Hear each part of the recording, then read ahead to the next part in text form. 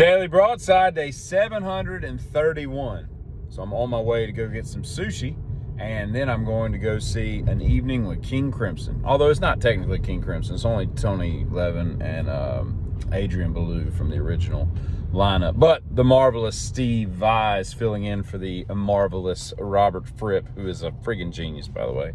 And Danny Carey, in my opinion and estimation, one of the top 5 drummers on this planet, will be playing the part of Bruford. So it's going to be awesome. They're playing the 80s King Crimson. It's going to be a great evening, and I'm looking forward to it. However, I've got to make sure that I'm steady. My hand is steady and that nothing gets me too excited, because I'm not wearing deodorant. Because why?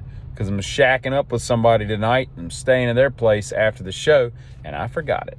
So I'm going Matthew McConaughey style tonight. Just nothing, because I don't wear chemical deodorants. I'm not going to go buy some. I got to get special stuff that gets ordered to the house, and it comes in like, you know, a Danish basket that's wicker and rattan combination. It's really cool.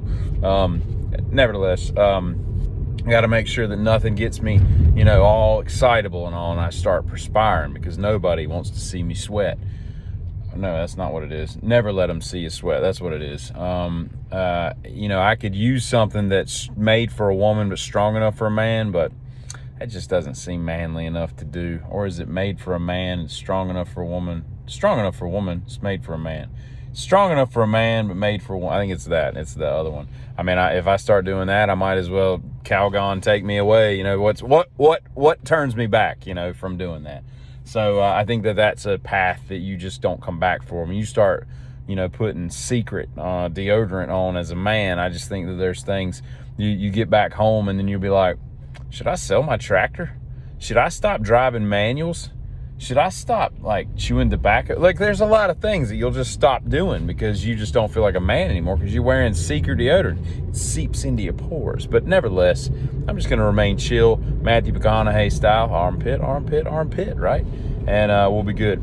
So I watched the debate last night, and I couldn't figure out for the life of me why that goofball Waltz, who clearly is not a debater. I wonder how many gubernatorial debates he did in his time in Minnesota, because, I mean, they do those. I mean, he's admittedly not a good debater. That's fine, but, you know, it was, and I mean, on the national stage, that's a completely different animal. But he keeps writing. Like, the whole time, he's just jotting down notes. I'm like, was he penning his memoir, you know? And then I'm watching the news this morning. When I say the news, I was watching Crystal and Sager, who are what I get most of my information from, because they're very unbiased, and Sager's just a cool dude, and Crystal's pretty hot. But no, that's my news gathering main intel source. So I'm watching them, and Sager says he's writing down. And it made sense. I never thought about it before, because, you know, I've seen Clinton, all kinds of people take notes, right? And you're always like, what are they? I get it if they're like taking notes about what the other dude's saying, so they can remember to bring up a counterpoint or whatever. But he's writing down pre-memorized lines, and I was like, never thought about it that way, and I guess that makes sense. Which begs the question: we've got to have a debate without any kind of pre-memorization. I don't like the fact that all this stuff is scripted. It's just kind of dumb. I want to hear what they say. And here's the other thing, right? For example, Vance, who, by the way, is one of the best public speakers I've ever heard. Phenomenal public speaker. Very impressive. He just completely doesn't get rattled or anything, just no ahs, you know, whatever, trying to stall for words. He just went out there and he didn't take note one. I was very impressed with how his composure, how he speaks. You know, it's almost like a preacher. You know, their preachers are some of the best public speakers there are, regardless of what you feel about religion. They're very good at what they do. That's a craft, you know, being able to stand up in front of somebody, a group of people, and talk and have them continue to be interested in you. That's an art that is lost on a lot of people. But here's the thing. Vance gets stuck on the January 6th, right? But or, you know, he gets asked, you know, was President Trump, was Biden elected, or whatever. It was kind of a layup answer. But here's the thing, right? He can't answer what he truly wants to say, because it would be counter to what Trump is saying. And then I'm like, you know, why can't they just be counter? Because if Trump dies, you're going to be the president. I want to know what you do. You know, I don't want you to just follow a party line of the guy that's in charge, you know. You don't have to. I mean, I've had bosses that I don't agree with, and that's not how I would do it. If I was in charge, That's not how I'd be doing it, but I still followed them. You know what I mean? Like they were still the leader. They were still in charge. It's just kind of dumb that, we can't have honesty in that sense. You've got to just say what they want you to say. Say what you feel, We can't find anybody in this world.